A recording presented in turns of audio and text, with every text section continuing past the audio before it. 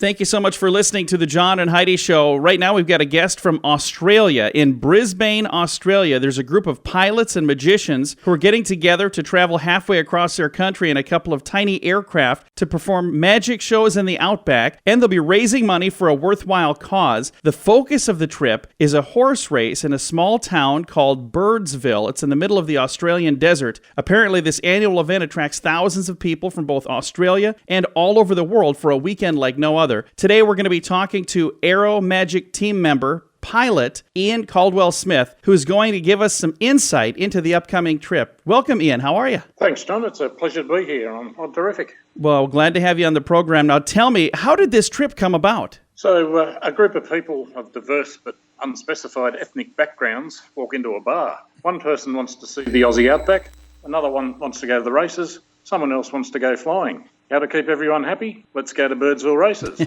Hey, that sounds boring. Why not take a week to get there in the smallest planes we can find with a flying magic show, roving around some of the least populated areas of Outback Australia? Whatever. 6 beers, thanks. But seriously, how does any stupid idea get started? Too much alcohol and the desperate need to get a life. Also, our flying instructor's concerned that we would stop flying after getting our private pilot licence, as so often happens, as well as his involvement in magic. Who knows what goes on inside his head? And when I say flying instructor, I really mean parole officer, because he won't let us go out on our own until he thinks we're no longer a threat to society, which is fair enough. So this is a trip that sounds like there's some pretty interesting characters, pilots and magicians? Yeah, interesting is one word, but I can think of a few others we probably shouldn't use on the radio. But yeah, I think we'll see some interesting interaction between the participants that may be somewhat out of the ordinary.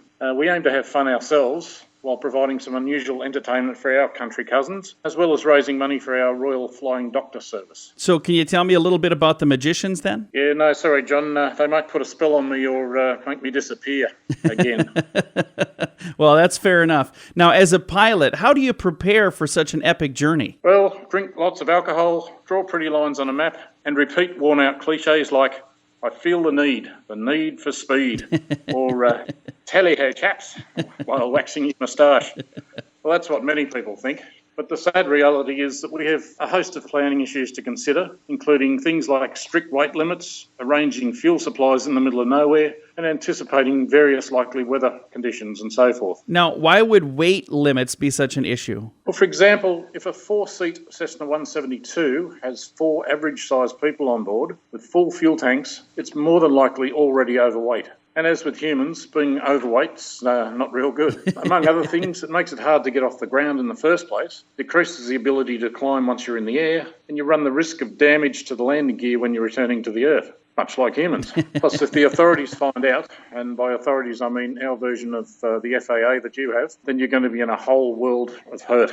Then if some of the more selfish passengers want to bring luggage for the 8-day trip, the problem gets even worse. To make sure we stay within our weight and balance limits, we have to plan to fly with less than full fuel tanks, which then means more refuelling stops and more careful planning in case something goes wrong, which it will. We'll make sure of it. And of course, we can save weight by using some clever tricks like leaving the most annoying passenger behind or only carrying dehydrated drinking water. I never heard of that stuff before.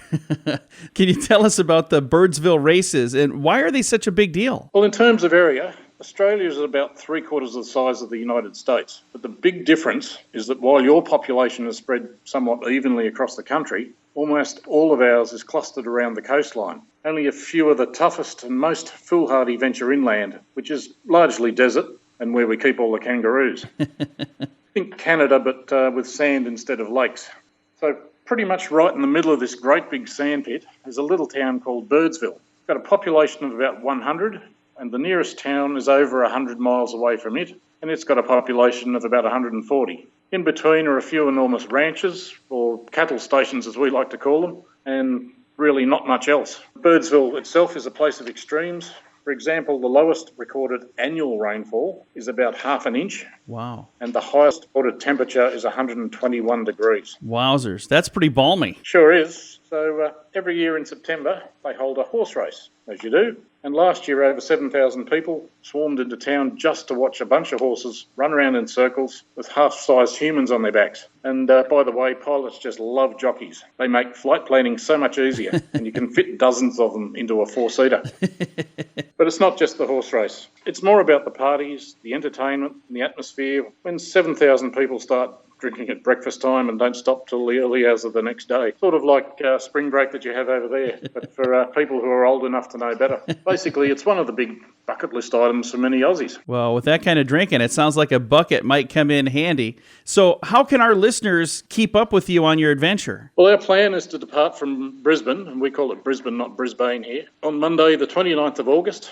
And we're stopping off at some really iconic towns and landmarks on the way. And we're going to arrive in Birdsville on Friday, September the 2nd. We're going to spend 2 days at the races with 7,000 of our closest friends. Then we're going to take 2 days to get back to Brisbane. And each day we're going to film the highlights and the lowlights of the trip. And we'll be posting those videos onto YouTube. So anyone who wants to follow our progress and have a good laugh at the same time can go to our website at aeromagic.com.au and follow the links. All right. Well, thank you so much for chatting with me. I really wish I could go with you. That sounds like fun. Yeah, sorry, John. It looks like we're all full up all of a sudden. Maybe next year. All right. Now, I'm going to give that website again if people would like to follow along. Go to their website. It's going to make it a whole lot easier to find the videos. AeroMagic.com.au. That's AERO magic.com.au. Ian, thank you again for chatting with me. Have fun. We will. Thanks, John. Nice talking to you. Nice talking to you as well. And now I know how to say Brisbane instead of Brisbane. See, I learned a whole lot of stuff today. Thank you so much for listening to the John and Heidi Show.